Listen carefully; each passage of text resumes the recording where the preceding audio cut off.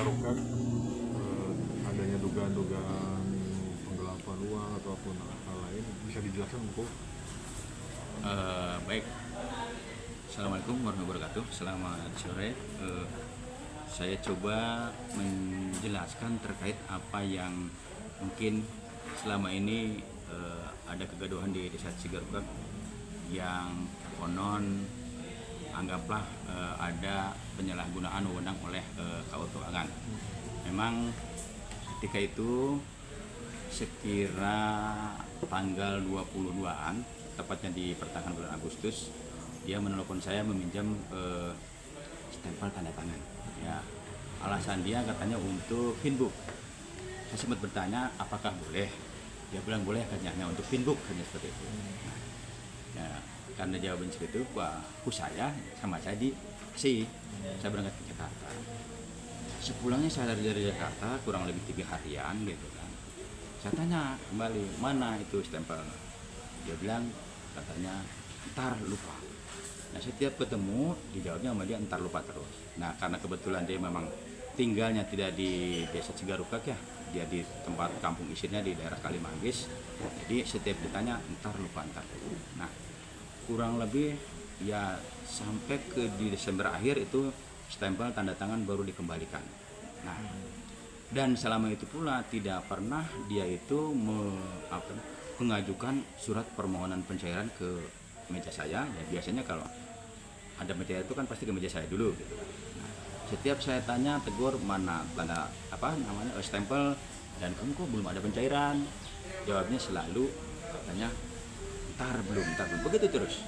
Nah, sekira di tanggal 20 Desember ketika ada evaluasi APBDes 2024, ya itu ada tim monitoring dari kecamatan, dari pihak kecamatan pun sudah warning bahwa kegiatan-kegiatan yang belum dilaksanakan segera jangan sampai lewat dari Desember.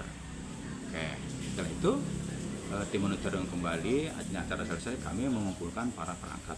Salah satunya KUR Keuangan pun ada di tempat.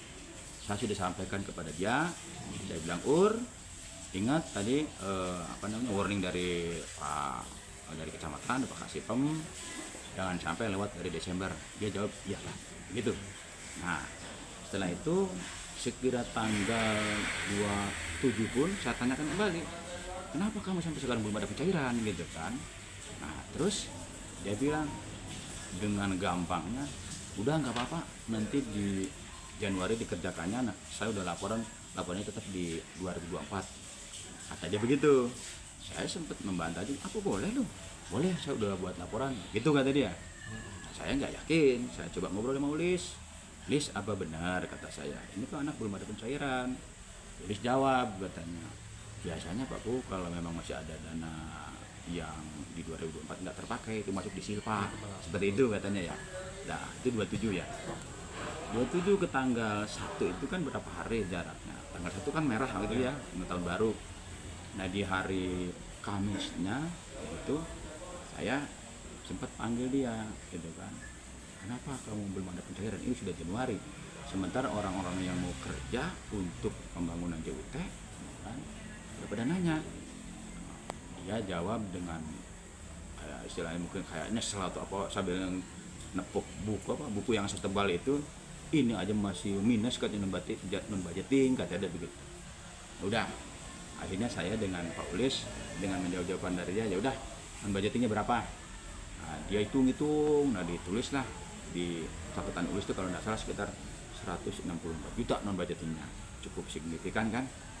Akhirnya saya nggak berhenti di situ saja, saya dengan Ulis mencoba laporan lah, bahkan saya ketemu dengan Pak Kasipem, laporkan bahwa mohon maaf sudah sampai di Januari 2024 kami belum bisa melaksanakan kegiatan yang kemarin gitu kan, yang cukai. Nah, akhirnya kata Pak Kasip, kok bisa begitu gitu kan, itu uangnya sudah di cairkan semua. Nah, saya kaget di situ Pak.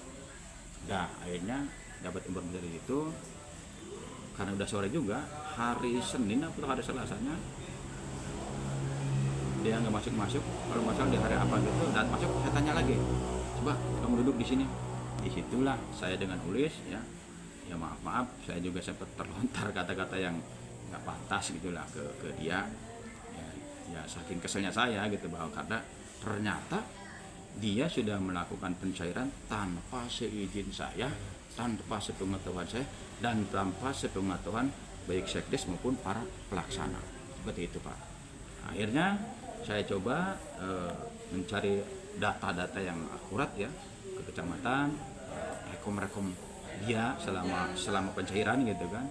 Terus saya coba dibandingkan dengan pencairan dia yang dengan BPR, ternyata memang akurat sama gitu. Jadi rekom dari kecamatan dengan pencairan itu sama. Ya.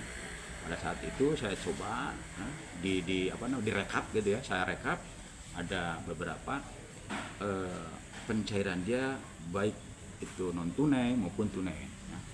Ya nilainya cukup signifikan ya, non tunainya saja kalau saya kalkulasi itu kan itu sekitar 200-an. Bahkan ada yang saya curiga itu ada non tunai yang kepada seseorang yang konon katanya itu adalah saudara ipar dia. Seperti itu Pak. Nah, ketika saya tanya, karena uang sudah dicairkan semua sama dia, saya tanya dan dia pun sudah mengakui ya pemalsuan tanda tangan kami gitu kan.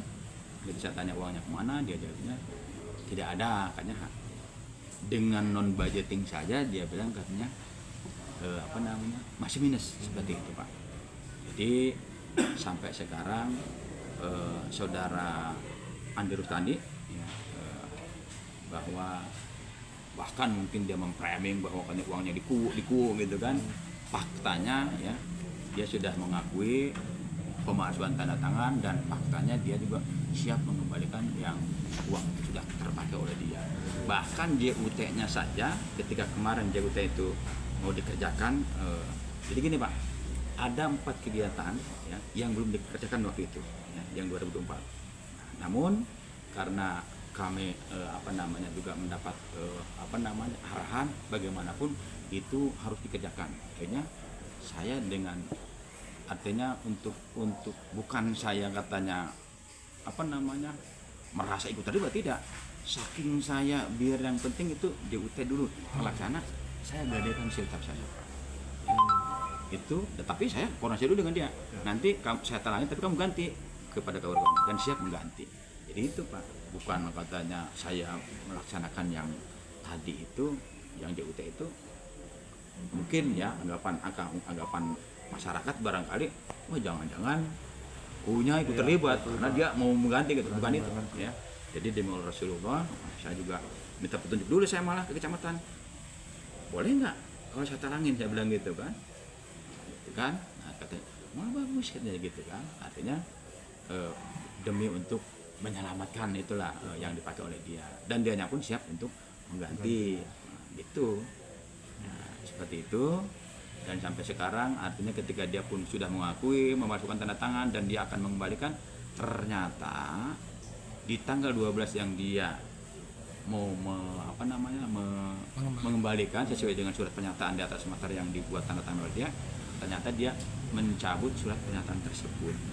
Nah, dari sejak itulah sampai sekarang dia pun belum pernah masuk lagi ke kantor atau ke balai desa, dan kami juga sudah mencoba melalui Pak Sekdes untuk artinya bahasanya menjemput barangkali, sudah memanggil ya untuk artinya bertugas kembali ya seperti biasa, karena status dia dengan dia mencabut surat pernyataan bahwa dia pengunduran diri itu kan dicabut kembali oleh dia, berarti kan secara otomatis dia pun masih sebagai perangkat. Jadi langkah-langkah itu yang sudah kami coba seperti itu, mungkin bentuk penjelasan kami kepada masyarakat. Jadi yang selama ini dia membuat booming barangkali ya, membuat framing gitu kan, bahwa katanya uangnya sama si Kubu, katanya kan uangnya sama si Kubu, itu sebenarnya fitnah ya. Saya pegang bukti banyak ya, baik dari rekom yang dia dari kecamatan, juga bukti-bukti dari pencairan dia dengan BPR kita sudah pegang. Bahkan pajak pun sebenarnya, mohon maaf, itu semua ada di dia. Nah, jadi uang pajak, uang PAD dari Bengkok itu kumpul di dia semua. Ya. Seperti itu. Mungkin yang pajak itu termasuk PBB juga ya? Oh enggak, PBB lain lagi. Oh, beda. Kalau PBB sudah beres, PBB tahun kemarin. Ini pajak ini Pak, pajak kegiatan. kegiatan kayak Pajak PPN kegiatan, kayak gitu. betul, PPN, PPH gitu. Ya, PPN, PPH. Nah, setelah langkah-langkah yang sudah dilakukan, harapan kedepannya Pak Bu terkait kondisi ini ataupun kaur keuangan ini gimana? Harapan kami begini Pak, kami sih mengikuti aturan bahwa memang karena aturannya bahwa dia itu mencabut surat pernyataan berarti dia kan statusnya masih sebagai perangkat.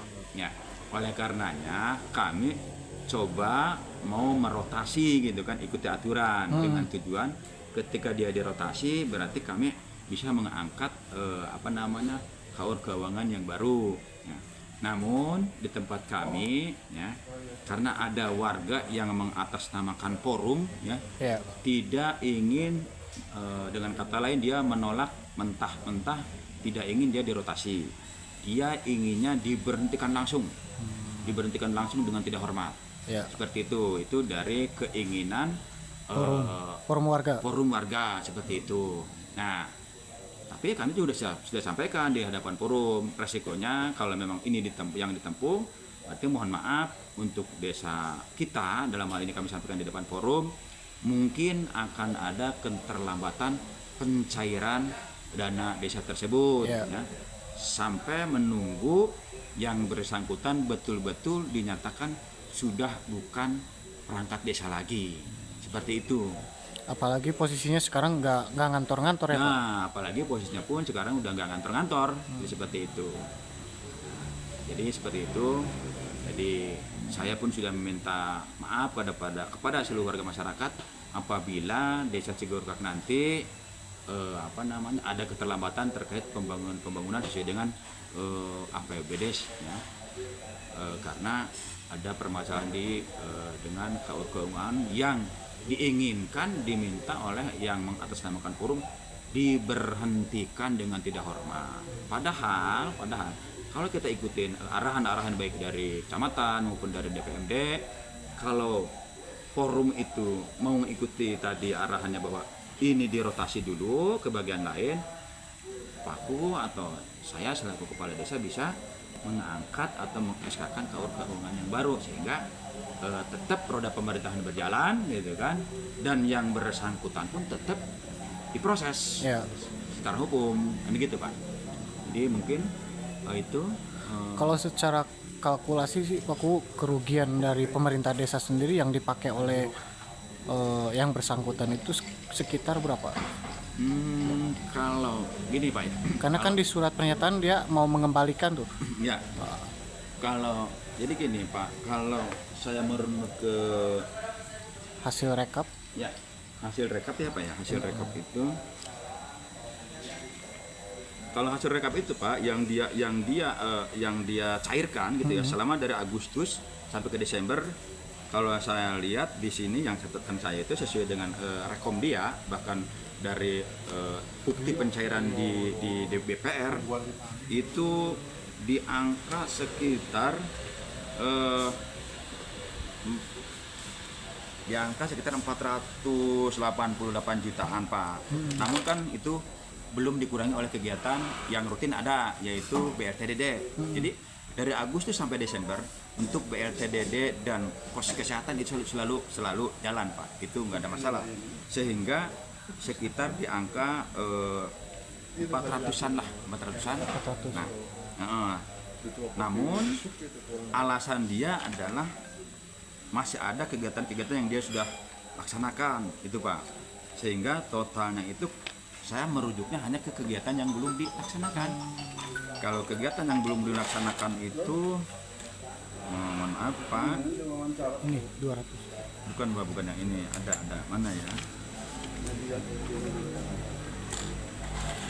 apa ya, sorry, apa